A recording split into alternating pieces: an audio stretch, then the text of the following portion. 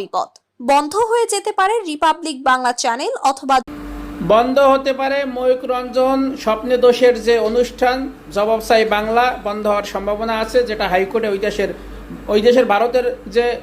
লোকজন আছে যারা সাধারণ পাবলিক, যারা হচ্ছে নিরপেক্ষ, তারা রাজনীতি না, যাদের হচ্ছে মস্তিষ্ক ভালো ফ্রেশ, তারা আন্দোলন করতে আছে। কারণ দুই দেশের ভিতরে সম্পর্ক নষ্ট এবং এই হিন্দু মুসলিমের ভিতরে একটা দাঙ্গার সিস্টেম করছে এই যে ময়ূক রঞ্জন স্বপ্নে দোষ। ময়ূক রঞ্জন হকার সাংবাদিক আর মলম বিক্রেতা, কোনো সাংবাদিকের কোনো পার্সোনালিটি তার ভিতরে নাই, কোনো সাংবাদিকের কোনো যে ধর্ম বা সাংবাদিকের কোনো একটা যে নিজের একটা যে আপনার সংবিধান বলেন বা একটা সিস্টেম আছে, সিস্টেমের বাইরে একবারে যে একটা